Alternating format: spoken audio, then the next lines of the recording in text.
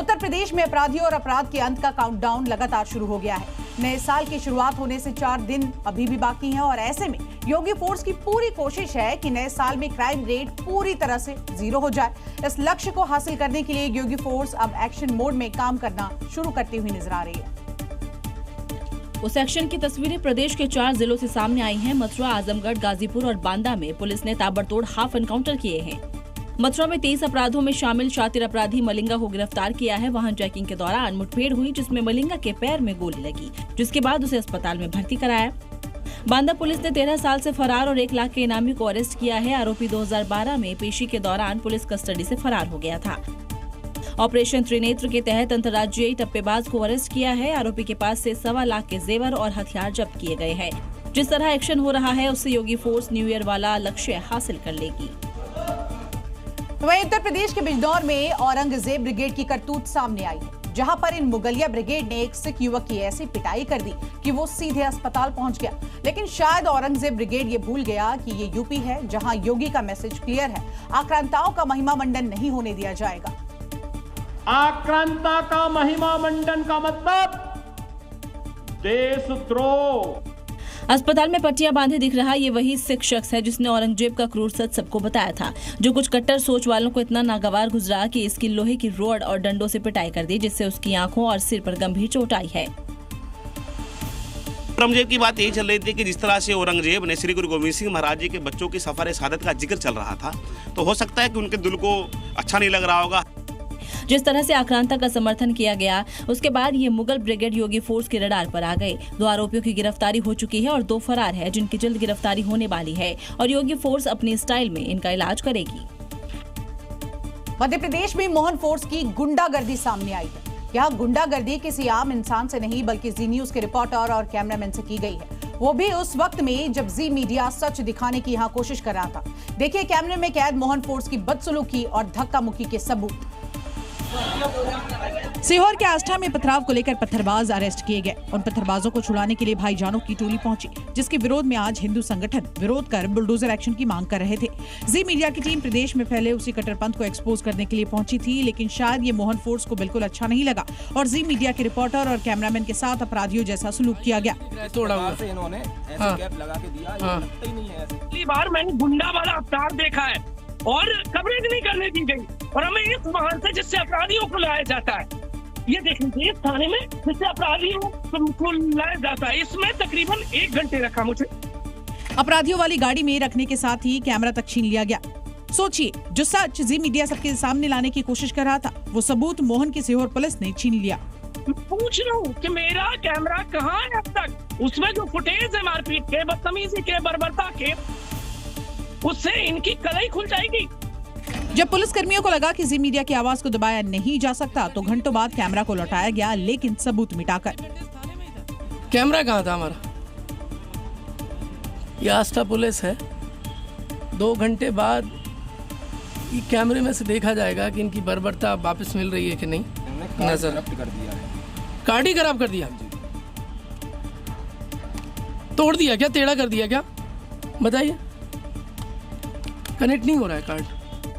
जिस तरह से लोकतंत्र के चौथे स्तंभ को दबाने की कोशिश की गई, जी मीडिया के साथ बदसलूकी की गई, क्या सीएम मोहन यादव ऐसे पुलिसकर्मियों पर एक्शन लेंगे? और अब खबर यूपी के हाथरस से, जहां उस वक्त जमकर बवाल मच गया जब 2 पक्षों के बीच हुए झगड़े को सुलझाने गई पुलिस की टीम पर ही हमला हो गया और पुलिस वालों को वहां से जान बचाकर भागना पड़ा। इतना ही नहीं, गांव वालों ने पुलिस की गाड़ी में भी जमकर तोड़फोड़ की, जिसकी तस्वीर भी सामने आई है, जहां गांव वाले पुलिस टीम पर हमला करते दिखे और उन्हें जीप से बाहर निकालने की कोशिश करते रहे। दरअसल गांव में हुए झगड़े के बाद पहुंची पुलिस टीम पर शराब पीकर आने का आरोप लगा। इस दौरान एक पुलिसकर्मी उन्हें समझाने की कोशिश भी करता दिखा, लेकिन गांव वाले कुछ भी सुनने को तैयार नहीं थे। वहीं इस दौरान गांव वालों ने पुलिस की गाड़ी से चाबी निकाल ली। कड़ी मशक्कत के बाद पुलिसकर्मी वहां से निकले। बवाल बढ़ने के बाद पुलिस ने कार्रवाई की। गाड़ी के शीशा तोड़े गए हैं, जिसमें 7 लोगों के खिलाफ नामजद सुसंगत धाराओं में एफआईआर पंजीकृत किया गया है तथा पीआरबी के 2 कर्मचारी, इसमें एक हेड कांस्टेबल और एक कांस्टेबल, इनके विरुद्ध भी अनुशासनात्मक कार्रवाई की गई है। तो वहीं उत्तराखंड में अवैध निर्माण के साथ ही अवैध मजारों पर लगातार बुलडोजर चलाने का सिलसिला जारी है। देखिए, सीएम धामी के निर्देश पर ऊधम सिंह नगर में एक अवैध मजार पर बुलडोजर चला दिया गया, जिसे एक सरकारी बाग में अतिक्रमण करके बनाया गया था। इसे हटाने को लेकर नोटिस भी जारी किया गया था, लेकिन जब इस नोटिस का जवाब नहीं मिला तो प्रशासन का पीला पंजा यहां धमका। देर रात हुई इस कार्रवाई के बाद सुबह इस जगह का नजारा कुछ यूं दिखा। कल तक यहाँ अवैध मजार थी और आज सुबह जमीन पूरी तरह से समतल हो गई। यही बाग है जहाँ पर एक अवैध मजार बनी हुई थी। आप देख सकते हैं इस समय ये जो समतल स्थान दिखाई दे रहा है, कल तक यहाँ पर एक अवैध मजार बनी हुई थी। कोर्ट से मिले आदेश के बाद प्रशासन ने इसे हटाने का नोटिस भेजा था, लेकिन 2 सप्ताह तक इस पर कोई जवाब नहीं आया, जिसके बाद जिला प्रशासन ने कार्रवाई शुरू कर दी। प्रशासन की इस कार्रवाई के दौरान बाग के आसपास भारी संख्या में पुलिस फोर्स मौजूद रही। सीएम धामी का सख्त निर्देश है कि देवभूमि में लैंड जिहादियों को पनपने नहीं देंगे और यही वजह है कि प्रशासन लगातार एक्शन मोड में है। और अब खबर जम्मू कश्मीर से, जहां पर Shri Mata Vaishno Devi institute of medical excellence में यहां सीट आवंटन पर विवाद जो है वो शहर की सड़कों तक पहुंच गया। आज लोक भवन के बाहर समिति के सदस्यों ने जोरदार प्रदर्शन किया। प्रदर्शनकारियों ने जम्मू कश्मीर के गवर्नर मनोज सिन्हा का पुतला फूका और एलजी वापस जाओ के नारे लगाए। प्रदर्शनकारी लोक भवन के पास इकट्ठा हुए और नारेबाजी करते हुए मेन गेट की तरफ बढ़ने लगे, लेकिन पुलिस उस समय पहुंच गई और उन्हें आगे बढ़ने से रोक दिया। इस दौरान उन्होंने वैष्णो देवी के झंडे लहराए और जमकर नारेबाजी की।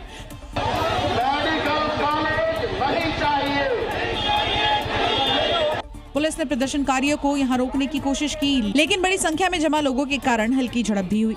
संघर्ष समिति का कहना है कि हम सिर्फ यही चाहते हैं कि ये मेडिकल कॉलेज बंद किया जाए। सनातन धर्म के लिए कुछ भी करने के लिए तैयार है। हमारी सिर्फ एक है डिमांड है, वो है हमें ये मेडिकल कॉलेज नहीं चाहिए।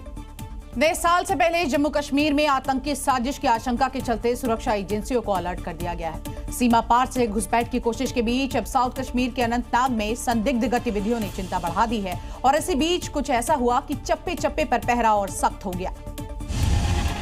दरअसल जम्मू कश्मीर के अनंतनाग में लोकल बाजार में ठंड में उबलती चाय और स्कूल जाते बच्चों की आवाजों के बीच आई एक खबर ने सुरक्षा एजेंसियों को और अलर्ट कर दिया।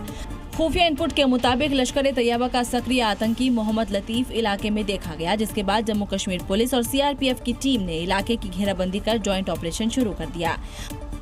दरअसल खुफिया इनपुट के आधार पर ऑपरेशन सिंदूर से बौखलाया पाकिस्तान नए साल पर बड़ी साजिश को अंजाम देने की फिराक में है। बर्फबारी की आड़ में सीमा पार से घुसपैठ की कोशिश तेज हो चुकी है। कई आतंकी पहाड़ी इलाकों में छिपे हैं। इसी बीच अनंतनाग में लश्कर के आतंकी को देखे जाने की खबर से हड़कंप मच गया, जिसके बाद सेना का आतंकरोधी अभियान तेज हो गया। चप्पे चप्पे पर सेना सर्च ऑपरेशन चला रही है। पूरे इलाके को सुरक्षा बलों ने अपने रडार पर ले लिया है। गली गली चप्पे चप्पे पर पैनी नजर है और किसी भी साजिश को कामयाब नहीं होने दिया जाएगा। आतंकी पकड़े जाएंगे या मौत पाएंगे। और अब खबर गुजरात से, जहां पर मुस्लिम समाज के लोगों ने गौ तस्करों के खिलाफ मोर्चा खोल दिया और शपथ ली कि कोई भी सदस्य इस काम में शामिल पाया गया तो समाज उसका साथ नहीं देगा। सरीगाम में हुई गौ हत्याओं के बाद मचे बवाल को लेकर मुस्लिम समाज ने स्थानीय मस्जिद में एक बड़ी बैठक बुलाई है और इस दौरान गौ हत्याओं की वजह से मुस्लिम समाज पर पड़ रहे दुष्प्रभाव पर चर्चा की है। ये चीज इतनी खतरनाक है, इतनी डेंजर है, क्या बताएं। मुस्लिम समाज ने आम सहमति से इस पर फैसला भी लिया है और तय किया है कि ऐसे दोषी को समाज अपने साथ नहीं रखेगा। अगर इस तरह की कोई भी घटना घटती है तो हम लोग उसकी कड़ी निंदा करेंगे और इस तरह का अगर कोई दोषी पाया भी जाए तो उसको सरीगांव में रहने भी नहीं देंगे। उम्मीद की जा रही है कि ये फैसला सरीगाम ही नहीं बल्कि कई दूसरे इलाकों में भी समाज में शांति और भाईचारा लाने में मिसाल कामयाब करेगा। यूपी के कानपुर देहात में अर्चना सिंह नाम की कथावाचक के विवादित बोल के बाद बवाल मच गया है। उसने हिंदू देवी देवताओं के खिलाफ जहर उगला और इतने से भी उसका मन नहीं भरा तो वो पूजा नहीं करने की बेतुका तर्क भी देने लगी। साथ ही मां दुर्गा पर भी आपत्तिजनक शब्दों का इस्तेमाल किया। 8 हाथ है, हमें तो यही नहीं पता भैया 8 हाथ वाली देवी पैदा हुई होगी तो कैसे पैदा हुई होगी, जिस समय उनकी मम्मी ने जन्म दिया होगा। नहीं बल्कि उसने भगवान हनुमान की सूरत पर तंज कसा। हनुमान को कोई सूरत है हनुमान की। साथ ही हनुमान जी और काली माँ की पूजा नहीं करने की सलाह दी। काली मैया को तो रुपया 100 अगर काऊ के सामने खड़ा कर दो तो काऊ बच्चा को बुखार इतनी जोड़ के आएगा कि 1 महीना तक बुखार नहीं जाएगा उसका, है ना। और आप ऐसी देवी काली उली मैया की पूजा करती हो। वहीं सोशल मीडिया पर जब विवाद बढ़ा तो बवाल मच गया। पुलिस ने तुरंत कार्रवाई करते हुए आयोजक और कथावाचक को गिरफ्तार कर लिया। हालांकि हिंदू संगठनों ने ऐसे कथावाचक का दोबारा आयोजन न करने की चेतावनी दी है। आज के बाद ये इस तरीके की कोई भी कथा आयोजन न कर सके। और अब बात करते हैं उज्जैन की, जहां के अल्पाइन कॉलेज में उस वक्त जम के हंगामे की स्थिति बन गई जब दो छात्रों के गुटों के बीच यहां मारपीट हो गई। विवाद की जड़ कॉलेज बस में मोबाइल पर बज रहे भजन की आवाज बताई जा रही है, जिसके बाद एबीवीपी कार्यकर्ताओं ने कॉलेज पहुंचकर जमकर बवाल काटा। मारपीट का आरोप कॉलेज के ही एक छात्र पर लगा है, जिसने बाहर से गुंडे बुलाकर भजन बजा रहे दो छात्रों की पिटाई कर दी, जिसकी गवाही दे रही है कैंटीन की खिड़कियों के टूटे हुए शीशे। मामले की जानकारी एबीवीपी को लगते ही बड़ी संख्या में कार्यकर्ता और दूसरे छात्र कॉलेज प्रबंधन से आरोपी छात्र पर कार्रवाई की मांग करने लगी। तो जिसको परेशानी हो रही थी उन्होंने भारी तत्वों को बुलाकर यहाँ पर गुंडे बुलाए और फिर जो एग्जाम दे रहा था जिसको मारा तो उसको एग्जाम के बीच में से एंटर में से बुलाकर कैंटीन के अंदर दो लोगों को बहुत मारा उन्होंने। छात्रों के इस गुस्से को देखते हुए पुलिस भी मौके पर पहुंच गई और दोनों पक्षों को समझाने का प्रयास किया। सवाल है कि आखिर महाकाल की नगरी में भजन बजाने से दिक्कत क्यों है, और दिक्कत हो भी रही है तो किसने मारपीट करने की इजाजत दी है। पुलिस मामले की जाँच में जुटी है। उत्तर प्रदेश में धर्मांतरण के मामलों को लेकर योगी सरकार एक्शन मोड में है। हिंदू संगठन भी मुहिम चला रहे हैं। प्रयागराज के महाकुंभ में वायरल हुई हर्षा रिछारिया भी धर्मांतरण के खिलाफ एक यात्रा निकालने जा रही है। हर्षा रिछारिया की इस मुहिम को शक्ति सृजन यात्रा का नाम दिया गया। इस यात्रा के जरिए वो हिंदू बेटियों को धर्म और अध्यात्म के साथ सनातन संस्कृति के प्रति जागरूक करेंगी। कि दैवीय शक्ति को जागृत करने की एक यात्रा है, समाज में जागरूकता लाने के लिए। तो इस अभियान की शुरुआत हम कर रहे हैं, जो पहला कार्यक्रम जो है हमारा प्रयागराज से शुरू हो रहा है। बांग्लादेश में हिंदुओं की हत्या और उत्पीड़न पर भी खुलकर बोला। बांग्लादेश में हिंदुओं को टारगेट करके मारा जा रहा है। सरकार चाहे तो मुझे लगता है कि वहाँ के हिंदुओं को एटलीस्ट वहाँ से सेफली निकाल लेना चाहिए, और यहाँ पे जो बांग्लादेशी घुसपैठिए हैं उनको यहाँ से दफा करना चाहिए। हर्षा रिछारिया प्रयागराज महाकुंभ में 23 दिनों तक निरंजनी अखाड़े के आचार्य महामंडलेश्वर स्वामी कैलाश आनंद के शिविर में रुकी थी। इस दौरान वो सोशल मीडिया पर जमकर वायरल हुई थी। इस बार रिछारिया माघ मेला में कल्पवास की तैयारियों में जुटी हुई हैं। उत्तर प्रदेश के खाप पंचायत की ये खबर आपको बता रहे हैं, जहां की बैठक में एक बहुत बड़ा फैसला हुआ है, जिसके मुताबिक लड़कों को स्मार्टफोन और हाफ पैंट पहनने पर पूरी तरह से बैन लगाया गया। यानी कि बागपत में अब लड़कों को हाफ पैंट पहनना गुनाह है। और इसके पीछे की दलील और भी ज्यादा दिलचस्प है। खाप पंचायत का कहना है कि लड़के अगर हाफ पैंट पहनते हैं, बाहर भी जाते हैं, तो ऐसा करना भद्दा प्रदर्शन होता है। इतना ही नहीं, बल्कि उन्होंने इसे आरएसएस से भी जोड़ दिया और हाफ पैंट को आरएसएस का ही बता दिया। और जो इनकी हाफ पैंट पहन रहे हैं, ये हाफ पैंट तो आरएसएस की है। आरएसएस ने तो कभी काफी समय तक तिरंगा झंडा अपने मुख्यालय पर लगाया ही नहीं। यह भी तो एक तौहीन की बात है देश के लिए। तो वहीं नाबालिग लड़कों को भी मोबाइल फोन नहीं देने का फैसला लिया गया है।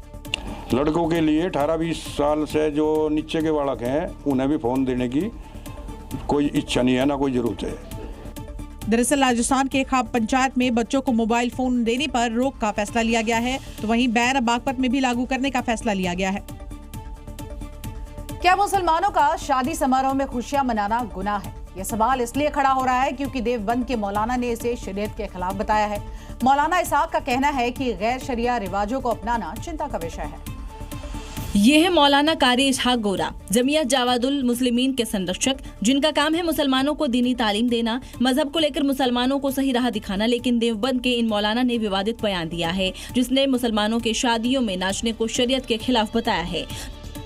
किसी मुस्लिम शादी को जाते हुए देखते हैं, यानी किसी बारात को जाते हुए देखते हैं, और उसमें तरह तरह की खुराफात, नाच गाने, ढोल बाजा और लड़कियां बेपर्दा होकर जाती हैं, तो हम सोच में पड़ जाते हैं कि हम क्या कर रहे हैं। जिस तरह गोरा साहब बयान दे रहे हैं, तो सवाल है कि क्या लोगों का खुशियां मनाना भी गुनाह है? क्योंकि ये कोई पहली बार नहीं है जब इस तरह के बयान सामने आए हो। इससे पहले मुस्लिम महिलाओं के मेहंदी लगाने, श्रृंगार करने को लेकर भी फरमान जारी किए जा चुके हैं।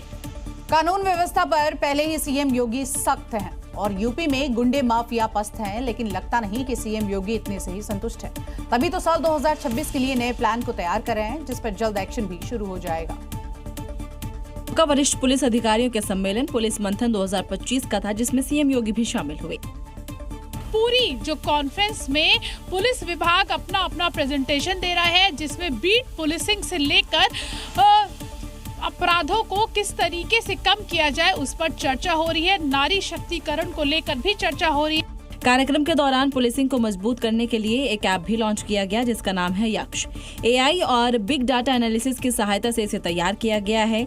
बीट बुक का डिजिटल स्वरूप है यक्ष ऐप में क्राइम, क्रिमिनल और संवेदनशील क्षेत्रों का पूरा डेटा होगा। यक्ष ऐप बीट कर्मियों के रोजाना के कार्यों को भी आसान बनाएगा। इस सम्मेलन का मकसद बीते 7-8 साल की पुलिसिंग में आई सुधार पर चर्चा के साथ ही भविष्य का रोड मैप तैयार करना भी है, जो बनेगी नींव यूपी में सुरक्षा और सुशासन की। सीएम योगी ने आम चुनाव के दौरान बटोगे तो कटोगे का यहां लगातार नारा दिया था और हर पार्टी अपने अपने तरीके से इसका इस्तेमाल करने लगी थी। अब BMC चुनाव में भी योगी वाला दाव चलाया जा रहा है। देखिए, मुंबई में मराठियों को एकजुट करने वाले पोस्टर के जवाब में उत्तर भारतीयों ने पोस्टर लगाया है। हर चुनाव से पहले होने वाले पोस्टर वार BMC चुनाव से पहले भी जोर पकड़ चुके हैं। ठाकरे ब्रदर्स की ओर से लगाए गए पोस्टर का जवाब उत्तर भारतीय विकास सेना नाम के संगठन ने दिया है, जिसे लगाया गया है ठीक शिवसेना भवन के बाहर। खास बात यह है कि पोस्टर का मजमून बिल्कुल वैसा है जैसा योगी जी एक चुनावी रैली के दौरान कहा था। पटेंगे तो एक रहेंगे तो। वैसे भी राज ठाकरे की राजनीति हमेशा से मराठी और हिंदी पर ही चलती रही है। उनके कार्यकर्ताओं की गुंडाई दिखती रही है, लेकिन अब ठाकरे और MNS को उन्हीं की भाषा में जवाब देने का फैसला लिया गया है। पोस्टर के जरिए अपील की गई है कि उत्तर भारतीय और हिंदी भाषी लोग ठाकरे ब्रदर्स को चुनाव में जीतने ना दें। मुंबई की सड़कों पर लगाए गए ये पोस्टर चर्चा का विषय बने हुए हैं और SIR को लेकर जारी विवाद और विरोध के बीच आखिर उत्तर प्रदेश में SIR का काम पूरा हो ही गया। अब इंतजार 31 दिसंबर को आने वाली फाइनल ड्राफ्ट का है, जिसके जरिए उत्तर प्रदेश में मौजूद वैध मतदाताओं की सही तस्वीर सामने आ जाएगी। लेकिन सूत्रों की माने तो प्रदेश में SIR के दौरान हर 5वां वोटर का नाम कट गया है। इन्हें धरती निगल गई या आसमान, ये फर्जी वोटर थे या घुसपैठिए। SIR के शुरुआती आंकड़े ने सबके होश फाख्ता कर दिए हैं। आम वोटर ही नहीं बल्कि राजनीतिक पार्टियां भी सकते में हैं। इतने सालों तक वोट देने वाले ये वोटर आखिर कहां गए? सूत्रों के मुताबिक प्रदेश में 2,89,00,000 वोटर्स अनकनेक्टेबल कैटेगरी में हैं। यानी प्रदेश में 2,89,00,000 वोटर के नाम वोटर लिस्ट से कट गए हैं। यूपी में अभी तक कुल 15,44,00,000 वोटर थे। यह आंकड़ा कुल वोटर्स का करीब 18.7% है, यानी हर 5वां वोटर। हालांकि फाइनल आंकड़े का इंतजार हो रहा है, लेकिन कभी SIR का विरोध करने वाले अखिलेश यादव अब बीजेपी पर तंज कस रहे हैं। अखिलेश ने पोस्ट किया कि बीजेपी खुद अपने खोदे गड्ढे में गिर गई है। आंकड़ों के मुताबिक 1,25,00,000 वोटर्स परमानेंट शिफ्ट हुए हैं। लगभग 45 लाख वोटर्स की मौत हो चुकी है, जबकि 23 लाख से ज्यादा डुप्लीकेट वोटर है। वैसे जेन्युइन वोटर्स के पास दावा करने का और नाम जुड़वाने का मौका भी जारी रहेगा।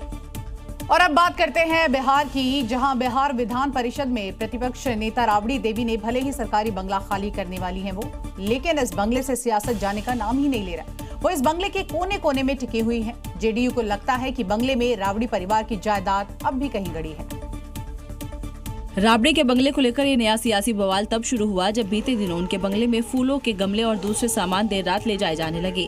जबकि लालू का परिवार इस वक्त पटना में मौजूद भी नहीं है। इसे लेकर नीरज कुमार ने गंभीर आरोप लगाए हैं। सबको आशंका है कि जब घर का अभिभावक नहीं यहाँ है, आज्ञा किसने दिया यह पता नहीं चल पा रहा है, तो उस घर के अंदर तो तहखाना भी हो सकता है। तो क्या रात के अंधेरे में सामान ले जाने की यही वजह है? ये तहखाने से निकाला हुआ सामान था, तो क्या है उस तहखाने में?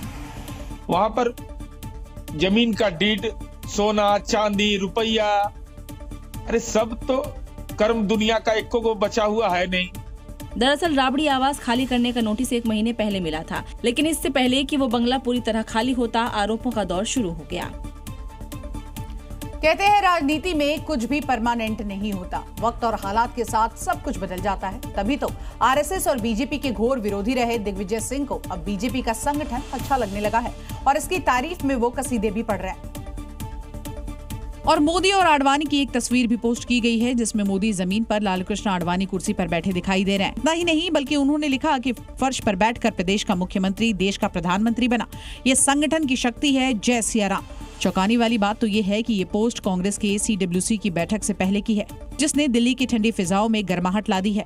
हालांकि बाद में उन्होंने सफाई भी दी। आपको गलतफहमी है, मैंने तारीफ की है संगठन की। मैं RSS और मोदी जी का घोर विरोधी हूँ। तो वहीं इस पोस्ट पर बीजेपी ने भी तंज कसा है। देखिए, दिग्विजय जी कह रहे हैं कि कांग्रेस पार्टी आज एक फैमिली ओन्ड कंपनी बन चुकी है, जहां पर एक ही व्यक्ति एक ही परिवार में अगर जन्म लेगा तो उसे ही कांग्रेस में सारे अधिकार लेने का अधिकार मिलेगा।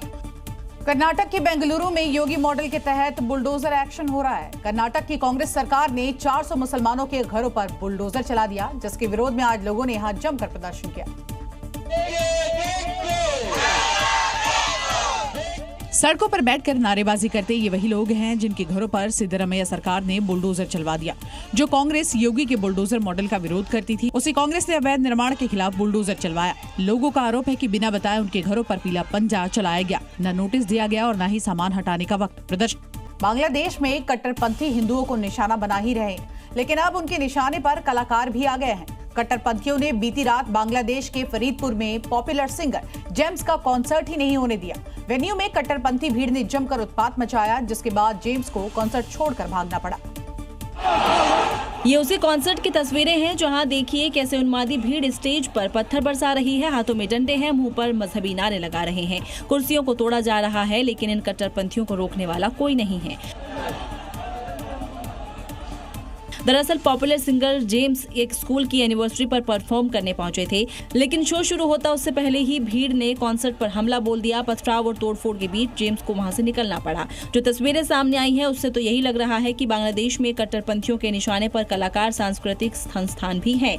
James Bangladeshi singer, song writer, guitarist और कंपोजर हैं, जिन्हें प्लेबैक सिंगर के तौर पर भी जाना जाता है। उन्होंने कई बॉलीवुड फिल्मों में भी गाना गाया है। उनके कॉन्सर्ट पर हुआ हमला ये दिखाता है कि बांग्लादेश में कट्टरपंथी कितने बेखौफ हो गए हैं। फिल्म धुरंधर में आपने पाकिस्तान के कराची में रहमान डकैत को देखा होगा, लेकिन पाकिस्तान में शहर शहर डकैत है, जो कि केवल मारकाट यहाँ नहीं करते बल्कि दुकानों में भी जमकर लूटपाट मचाते हैं। अब जरा इन लाहौर में डकैतों को ही देख लीजिए, जो एक शोरूम में लूटपाट करते नजर आ रहे हैं, क्योंकि वहां की जनता खरीदती नहीं बल्कि लूटती है। जिसे जो मिल रहा है वो वही उठाकर ले जा रहा है। न साइज की फिक्र, न पहनने वालों का ठिकाना। जिसके हाथ जो सामान लगा वो उससे ज्यादा उठाकर बस चलता बना। एक दो नहीं बल्कि दर्जन भर लोग वहां लूट में लगे रहे, लेकिन बुरा नहीं मानिए, यहाँ से लूटने वाले जनाब दरअसल अपने घर की महिलाओं के लिए शॉपिंग कर रहे हैं। हाँ, लेकिन लूटने का, माफ कीजिएगा, शॉपिंग करने का तरीका थोड़ा कैजुअल है। उन्हें महिलाओं की साइज को लेकर कोई कंफ्यूजन नहीं है, क्योंकि अगर वो ना पहने तो लूटने वाले तो जरूर पहन लेंगे। दरअसल यहाँ पर एक अफगान 30 साल से अपना शोरूम चला रहा था, लेकिन कल उसे वापस अफगानिस्तान डिपोर्ट कर दिया गया और उसके बाद उसके शोरूम में लूट मच गई। पाकिस्तान में आज की रात कुछ बड़ा होने वाला है। लगता है शहबाज और मुनीर ने ठान लिया है कि खैबर पख्तूनख्वा में राष्ट्रपति शासन लगाना है। तभी तो एक चुने हुए मुख्यमंत्री के साथ पंजाब की असेंबली में घुसने के दौरान मारपीट की गई, जिसकी तस्वीर भी सामने आई। ये देखकर कौन कह सकता है कि ये पाकिस्तान के एक राज्य के मुख्यमंत्री है, जिन्हें धक्का देकर बाहर किया जा रहा है। एक दो नहीं बल्कि कई पुलिसकर्मी उन्हें ऐसे धक्के दे रहे हैं जैसे वो कोई अपराधी हो, कि जैसे ही वो गेट तक पहुंचते हैं तभी उनके साथी बीच में आ जाते हैं और ऐसा करने से रोक देते हैं। वहीं इस बीच बदसलूकी पर सोहेल अफरीदी ने इसे मार्शल लॉ जैसा बताया। दूसरी तरफ पंजाब में पीटीआई समर्थकों का विरोध प्रदर्शन जारी है। ऑपरेशन सिंदूर के समय पाकिस्तान का साथ देने वाले तुर्की को अब आतंकी हमले का डर सता रहा है। तुर्की अब अपने ही पाले हुए आतंकियों के खिलाफ एक्शन ले रहा है। न्यू ईयर से पहले वहां आईएसआईएस के कई संदिग्धों को हिरासत में लिया गया, जिसकी तस्वीर भी सामने आई, जहां एक के बाद एक संदिग्धों को पुलिस गिरफ्तार करती दिखी। सबसे बड़ी बात है कि इन संदिग्धों में कई महिलाएं भी शामिल हैं। दरअसल तुर्की में नए साल के जश्न के आसपास होने वाले संभावित हमलों से जुड़े देश भर में अभियान चलाया गया। ऑपरेशन के दौरान आईएसआईएस आतंकवादी ग्रुप के 115 संदिग्ध सदस्यों को हिरासत में लिया है। साथ ही कई संदिग्धों के लिए गिरफ्तारी का वारंट जारी किया है। इस्तांबुल प्रोसिक्यूटर ऑफिस की तरफ से बयान जारी करते हुए कहा गया कि 137 संदिग्धों के लिए गिरफ्तारी वारंट जारी किए गए। जांच में पता चला कि आईएसआईएस के सदस्य साल के आखिर में छुट्टियों के दौरान तुर्की में हमले करने की तैयारी कर रहे थे और इन आतंकियों के निशाने पर गैर मुसलमान थे, जिन्हें जश्न के दौरान निशाना बनाया जा सकता था। ऑपरेशन के दौरान सिक्योरिटी टीमों ने पिस्टल, गोला बारूद और ऐसे डॉक्यूमेंट जब्त किए। यूरोप की पाबंदियों की वजह से यूक्रेन की सेना को लगातार देखिए वाशिंगटन डील की डिप्लोमेसी से यहां पर तंग आ चुके रूसी राष्ट्रपति व्लादिमीर पुतिन ने अब एक ऐसा कदम उठाया है जिसने पूरे यूरोप की ही लगातार नींद उड़ा दी है। रूस ने अपनी सबसे खतरनाक मिसाइल का रुख यूरोप की तरफ कर दिया है। साथ ही रूस ने यूक्रेन की राजधानी कीव में कई इलाकों पर मिसाइल और ड्रोन से ताबड़तोड़ हमला किया। रात के अंधेरे में कीव में धमाकों की गूंज सुनाई थी और ये सब तब हुआ जब कल यानी रविवार को यूक्रेन के राष्ट्रपति जेलेंस्की और अमेरिकी राष्ट्रपति डोनाल्ड ट्रंप की मुलाकात होने वाली है, जहां दोनों युद्ध खत्म करने की डील पर बातचीत की तैयारी कर रहे हैं। लेकिन पुतिन अब सिर्फ यूक्रेन तक सीमित नहीं है। यूरोप की तरफ उनकी सबसे खतरनाक बैलिस्टिक मिसाइलों का रुख पूरे महाद्वीप के लिए चेतावनी बन चुका है। यूरोप की तरफ मिसाइलें मोड़ दी गई हैं और स्निक हाइपरसोनिक मिसाइल का रुख अब यूरोप की तरफ है, जो 5000 किलोमीटर तक वार कर सकती है, जिसकी स्पीड हवा की स्पीड से भी ज्यादा है यानी मैक 10, और इसे इंटरसेप्ट करना लगभग नामुमकिन है। अब देखना ये होगा कि क्या पुतिन यूक्रेन को घुटनों पर लाएंगे या पहले यूरोप को डराकर पीछे हटने पर मजबूर करेंगे। हिस्ट्री शीटर विनय त्यागी की इलाज के दौरान मौत हो गई। 3 दिन पहले हरिद्वार में बदमाशों ने पेशी पर ले जाते वक्त ही विनय को यहां निशाना बनाया था, लेकिन हिस्ट्री शीटर की मौत का कनेक्शन अब 750 करोड़ रुपए से जुड़ता हुआ दिखाई दे रहा है, क्योंकि विनय की बहन ने इसको लेकर बहुत बड़ा खुलासा किया है। 3 दिन पहले फिल्मी स्टाइल में पेशी पर ले जाते वक्त विनय त्यागी पर हमला हुआ था। बदमाशों ने पुलिस की गाड़ी का पीछा करते हुए लक्सर फ्लाईओवर के पास अटैक किया था। जवाबी कार्रवाई में 2 पुलिसकर्मी भी घायल हुए थे। घायल विनय को ऋषिकेश एम्स में भर्ती कराया गया, जहां उसकी मौत हो गई और अब उसकी बहन ने हत्याकांड में 750 करोड़ का कनेक्शन जोड़ दिया है। 750 करोड़ रुपए का मामला है, ये छापे की वजह से था। उनकी से बचने के लिए डॉक्टर प्रमोद के यहाँ पे ये पैसा रखा था और ये बात को भी बताई थी इसने डॉक्टर प्रमोद ने, और उन दोनों ने ही ये प्रोग्राम बनाया था। पूरा पैसा ठेकेदार सुभाष त्यागी का होने का आरोप लग रहा है। विनय और सुभाष में पहले से ही दुश्मनी थी। विनय की बहन का आरोप है कि उसी के चलते विनय की हत्या करवाई गई है। मामले में पुलिस ने फायरिंग करने वाले दोनों बदमाशों को तो अरेस्ट कर लिया, लेकिन अब पुलिस के लिए 750 करोड़ वाली गुत्थी सुलझाने की चुनौती है। न्यू ईयर से पहले दिल्ली पुलिस ने अपराधियों के खिलाफ एक बड़ा अभियान चलाया है। ऑपरेशन आघात के तहत पुलिस ने 933 आरोपियों को गिरफ्तार किया है। साथ ही बदमाशों के पास से भारी संख्या में हथियार भी बरामद किए गए हैं। इस दौरान दिल्ली पुलिस ने अवैध शराब, गांजा, हथियार, पैसे और चोरी के वाहन भी बरामद किए, जिसकी प्रदर्शनी भी लगाई गई। पुलिस ने 116 बदमाशों को विशेष रूप से पहचान करके गिरफ्तार किया। इस ऑपरेशन को दिल्ली पुलिस के ज्वाइंट सीपी संजय कुमार जैन के नेतृत्व में चलाया गया। ऑपरेशन में 600 से अधिक पुलिसकर्मी शामिल रहे। तो वहीं पुलिस का उद्देश्य नए साल के सेलिब्रेशन के दौरान कानून व्यवस्था बनाए रखना, साफ देना था कि आप पब्लिक प्लेस पर ऐसी कोई कार्रवाई ना करें जो इलीगल हो, कानून के दायरे में ना हो। और नए साल पर यह पूरा अभियान रखा गया था ताकि सभी नए साल को अच्छे से सेलिब्रेट कर सके। क्रिमिनल दिल्ली पुलिस के लिए सबसे बड़ी चुनौती अवैध शराब की रही। पुलिस के मुताबिक दिल्ली में अवैध शराब इंटर बॉर्डर स्मगलिंग के तहत होता है, जिस पर अब पूरी तरीके से रोक लगा दी गई। उत्तर प्रदेश के एटा से वर्दी को शर्मसार करने वाला एक वीडियो सामने आया है, जहां पर कानून के रक्षक बने वर्दी वालों का गाली गलौज और मारपीट करने का वीडियो सोशल मीडिया पर वायरल हो रहा है, जिसके बाद पुलिस विभाग में हड़कंप मच गया है। ये वीडियो देखिए। सरेआम दिन दहाड़े ये दारोगा युवक के साथ न सिर्फ अभद्र भाषा का इस्तेमाल करता दिख रहा है, बल्कि खुलेआम मारपीट भी करता नजर आ रहा है। और नेतागिरी और बदमाशी। सर जी बता क्या है? अरे क्यों सर जी कह रहा है? वीडियो में साफ दिखता है कि दारोगा युवक को गालियां देता है और वर्दी की ताकत के दम पर उसे डराने धमकाने की कोशिश करता है। आसपास मौजूद लोग तमाशबीन बने रहे। दारोगा की ये हरकतें कानून और पुलिस की छवि पर गंभीर सवाल खड़े करती हैं और वीडियो वायरल होते ही एटा के एसएसपी श्याम नारायण सिंह ने आरोपी दारोगा को तुरंत लाइन हाजिर कर दिया और पूरे मामले की जांच के आदेश दिए हैं। अब सवाल ये है कि क्या वर्दी की ताकत आम लोगों को डराने के लिए है या फिर उनकी सुरक्षा के लिए।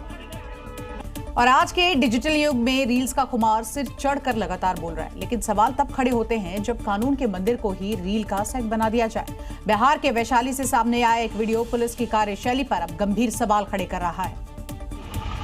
ये वीडियो बिहार के वैशाली में एक थाना परिसर का है, जहां एक महिला खुद को डिजिटल क्रिएटर बताकर थाने के अंदर ही 1-2 नहीं बल्कि 3-3 रील्स बनाती नजर आ रही है। पहली रील में महिला थाने में कुर्सी बिछाकर मजे से बैठी है, बगल में बाइक पर एक पुलिसकर्मी खड़ा हुआ है। दूसरी रील में महिला कुर्सी पर बैठे दरोगा जी से कैमरे पर हाय हेलो कहने को कहती है। कैसे है आप लोग? देखिए हम वीडियो बना रहे हैं। श्री राम सर और तीसरी रील में महिला पुलिस अधिकारी की कार ही रोक लेती है। बाद में पुलिस अधिकारी कार से उतरकर बाहर आ गए। तीनों वीडियो एक ही जगह यानी थाना परिसर में शूट किए गए। अब देखना ये होगा कि बिहार के डिप्टी सीएम सम्राट चौधरी, जो खुद कानून व्यवस्था पर सख्ती के निर्देश देते हैं, वो रील के खुमार का बुखार कब उतारेंगे।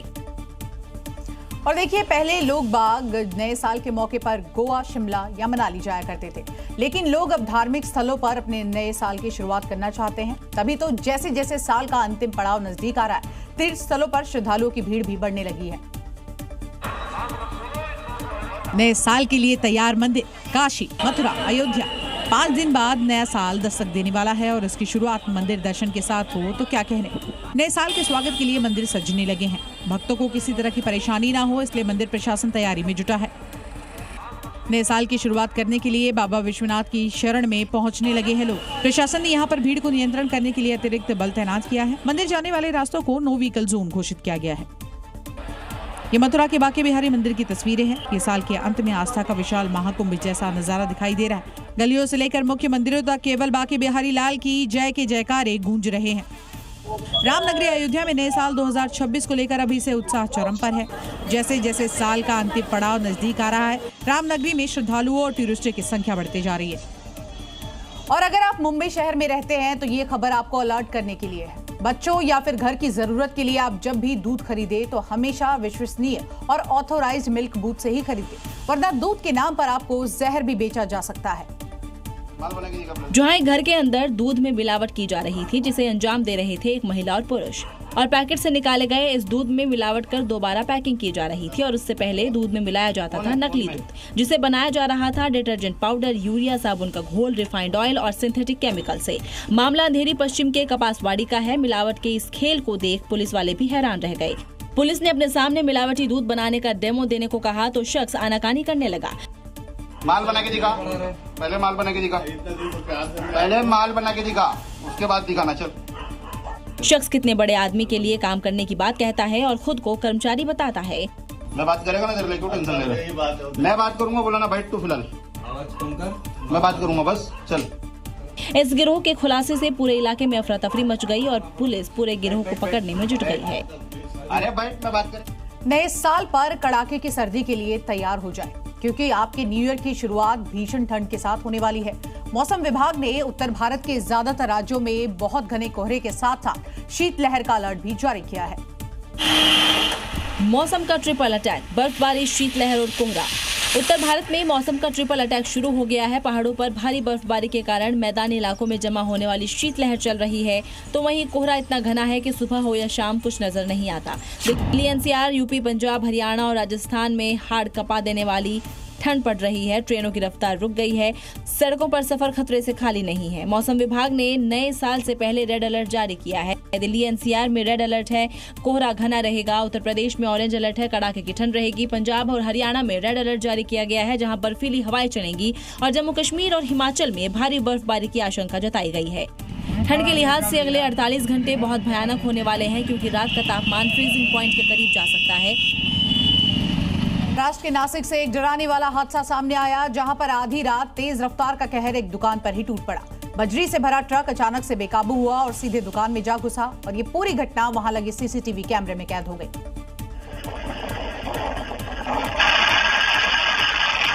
ये तस्वीरें नासिक के सताना इलाके की हैं। सीसीटीवी में साफ दिखता है कि बजरी से भरा एक ट्रक तेज रफ्तार में आता है और अचानक नियंत्रण खोकर सीधे सड़क किनारे बनी मार्बल की दुकान में घुस जाता है। ट्रक के दुकान में घुसते ही सीसीटीवी कैमरे के सामने धूल का ऐसा गुबार छा जाता है कि कुछ सेकंड तक कुछ भी नजर नहीं आता। टक्कर इतनी जोरदार थी कि आसपास के लोग घबराकर घरों से बाहर निकल आए। जानकारी के मुताबिक ये ट्रक राजस्थान पासिंग था, जो बजरी से लदा हुआ था और सकरी शिरडी हाईवे पर तेज रफ्तार के दौरान दुकान में जा घुसा। गनीमत ये रही कि घटना के वक्त दुकान बंद थी और वहां कोई मौजूद नहीं था। हालांकि लाखों रुपए का नुकसान आंका जा रहा है। तो वहीं यूपी के जौनपुर से खौफनाक हादसे की तस्वीरें सामने आई है, जहां पर तेज रफ्तार कार पलटते पलटते सड़क पर मौत को दावत देती हुई नजर आई। लेकिन गनीमत की बात यह रही कि इस हादसे में किसी की जान नहीं गई। ये पूरा हादसा सड़क पर लगे सीसीटीवी कैमरे में कैद हो गया, जिसमें साफ देखा जा सकता है कि सड़क पर सन्नाटा पसरा हुआ है और तभी सुल्तानपुर से वाराणसी की तरफ जा रही ये कार अचानक से अनियंत्रित हो गई और एक के बाद एक 3 पलटे खाते हुए सड़क पर घिसटती आती है। हादसा इतना ज्यादा भयानक था कि आवाज सुनकर आसपास के लोग अपने घरों से बाहर निकल कर आए और कार में फंसे लोगों को सुरक्षित बाहर निकाला। गनीमत की बात ये रही कि हादसे में सब सुरक्षित बच गए। वैसे हादसा एक बार फिर से तेज रफ्तार की खतरनाक सच्चाई को दिखाता है, इसलिए ध्यान रखना जरूरी है कि इस बार किस्मत ने साथ दिया, लेकिन हर बार ऐसा हो जरूरी नहीं। तो वहीं उत्तर प्रदेश के बुलंदशहर में एक रोडवेज बस में अचानक से आग लग गई, जिसके बाद यात्रियों में अफरा तफरी का माहौल हो गया और जान बचाने के लिए कई यात्रियों को बस से कूदना भी पड़ा। गनीमत की बात ये रही कि सभी यात्रियों को सुरक्षित बचाया गया। बस दिल्ली से सवारियों को लेकर बुलंदशहर बस स्टेशन पर आ रही थी और तभी बस से जलने की बदबू आने लगी। ड्राइवर ने बस को रोक कर देखा तो बस के अगले हिस्से से धुआं निकल रहा था और फिर देखते ही देखते यहाँ आग लग गई। कुछ ही मिनटों में आग ने यहाँ विकराल रूप ले लिया। आग की लपटें इतनी ज्यादा डरावनी थी कि लोग बस में बैठने से ही डर जाए। बस से निकल रहा काला धुआं दूर से ही देखा जा सकता था। दमकल कर्मियों ने कड़ी मशक्कत के बाद 30 मिनट के बाद इस आग पर काबू पाया, लेकिन तब तक ये बस पूरी तरह से जल चुकी थी। और अब बात कर लेते हैं बिहार की, जहां पर सुशासन की सरकार है। नीतीश कुमार इसी छवि की वजह से एक बार फिर से सत्ता में भी आ गए, लेकिन भ्रष्टाचार का दीमक अब भी कहीं न कहीं सिस्टम में मौजूद है, जिसकी भेंट चढ़ गया रोहतास जिले में बना नया रोपवे। कहा तो इसके जरिए टूरिज्म को बूस्ट देने की तैयारी थी और अब कहां ये जमीन पर पड़ा हुआ है। रोहतासगढ़ के लिए जाने तक के लिए इसका निर्माण हो रहा था। करीब 13 करोड़ की लागत से बने इस रोपवे का ट्रायल हो रहा था कि पहली ही बार में ये नीचे आ गिरा। हालांकि इस दौरान इसमें कोई सवार नहीं था, इसलिए जान माल का कोई नुकसान नहीं हुआ, लेकिन हादसा होते ही अफरा तफरी मच गई। सब पलट गया, सब एकदम फेंका गया, बहुत जल्दी गाड़ी फट गया, सब टूट गया, सब दम टूट गया, टूट गया। और पीछे आई, हल्का पीछे आई, खत्म हो गया आपका झूला वाला काम। मेन रोड जी झूला आपका खत्म हो गया। मौके पर इंजीनियर मौजूद थे, कई ग्रामीण भी इसको देखने के लिए पहुंचे थे, लेकिन ट्रायल शुरू होने के चंद मिनट में ही इसका एक पिलर टूटा, फिर एक एक करके सारे पिलर जमीन पर आ गए और 6 साल की मेहनत पर भ्रष्टाचार और अनियमितता ने पानी फिर दिया। सर्दी और कई दूसरे मौसमों की वजह से अक्सर पक्षी हजारों किलोमीटर की यात्रा करते हैं। भारत में भी हर साल हजारों विदेशी पक्षी डेरा डालने पहुंचते हैं, लेकिन भारत के बाजों ने सबसे दूरी तक उड़ान भरने का रिकॉर्ड भी अपने नाम कर लिया है और बन गए हैं सबसे बड़े उड़नबाज। ये है भारत के मणिपुर के वो जाबाज बाज जिन्होंने बनाया है ये कीर्तिमान। छोटे साइज के बाज की ये प्रजाति अमूर बाज महज 6 दिनों में मणिपुर से केन्या पहुंच गई। मणिपुर से 3 अमूर बाजों की यात्रा को ट्रैक किया गया। सहूलियत के इन बाजों को भी नाम दिया गया है और इनके यात्रा मार्ग की लगातार निगरानी की गई। इन बाजों में अपापांग के करीब 6 दिनों में 6100 किलोमीटर की उड़ान भरी और वो पहुंच गया केन्या, जबकि अलांग और आहू ने भी 5000 से ज्यादा किलोमीटर की यात्रा की और ये भी उड़कर अफ्रीका पहुंच गए। ये छोटे पक्षी अक्सर भारत से दक्षिणी अफ्रीका की लंबी यात्रा करते हैं, लेकिन इस बार पक्षी विज्ञानियों ने इन्हें ट्रैक करने का फैसला लिया। छोटे साइज के होने के बावजूद उन्होंने अपने हौसलों के जरिए अपने पंखों से ऐसी उड़ान भरी कि वो बन गए दुनिया के सबसे बड़े उड़नबाज। अब बात करते हैं श्रीनगर की, जहां पर बीते 2 दिनों से भालू की मौजूदगी लोगों में दहशत पैदा किए हुए। देखिए 3 इलाकों में काले भालू नजर आने की वजह से इलाके में हड़कंप मचा हुआ है। नीगी, हजरत बल और सदर बल के लोग हाई अलर्ट पर है, तो वहीं डर के मारे अपने घरों से ये निकल नहीं पा रहे। भालुओं को आखिरी बार 24 दिसंबर और 25 दिसंबर की रात को देखा गया था। एक भालू NIT श्रीनगर कैंपस और निगिन इलाके के पास घूम रहा था। लगातार भालू देखे जाने की वजह से लोग अंधेरा होने के बाद घरों के अंदर रहने को मजबूर है। कश्मीर यूनिवर्सिटी और NIT कैंपस के लिए रात के समय के लिए एडवाइजरी जारी की गई है। वाइल्ड लाइफ डिपार्टमेंट 24 घंटे अलर्ट पर है, लेकिन इस इलाके के लोग डिपार्टमेंट की कार्रवाई से नाराज और असंतुष्ट है। हमें इतना परेशान हो गए, यहाँ पर हमारा रोजी रोटी का मसला है, मजदूर लोग हैं, हम कहाँ जाएंगे? 4 बजे के बाद यहाँ पर अंधेरा छाया होता है, किसी को बाहर नहीं निकलने देता है, क्या करेंगे? भालुओं को पकड़ने के लिए ऑपरेशन तेज कर दिए हैं। ग्राउंड पर टीमें 24 घंटे गश्त कर रही हैं, जिसमें रात की निगरानी पर खास ध्यान दिया जा रहा है, क्योंकि भालू रात में सबसे ज्यादा एक्टिव होते हैं। और उत्तरकाशी से इस वक्त की बड़ी खबर सामने आ रही है, जहां पर लैंडस्लाइड की घटना हुई है। गंगोत्री मार्ग पर लैंडस्लाइड की जानकारी सामने आ रही है। अचानक पहाड़ी से पत्थर गिरते हुए नजर आए। लैंडस्लाइड से गंगोत्री हाईवे बंद कर दिया गया है। दोनों तरफ से वाहनों की आवाजाही जो है आप देख सकते हैं यहाँ पर किस तरह से लोग फंसे हुए नजर आ रहे हैं और पूरा रास्ता चरमरा गया है। गंगोत्री मार्ग पर लैंडस्लाइड की तस्वीर। तो ये थी खबरें 7 बजे की। कल फिर होगी बात पते की। नमस्कार।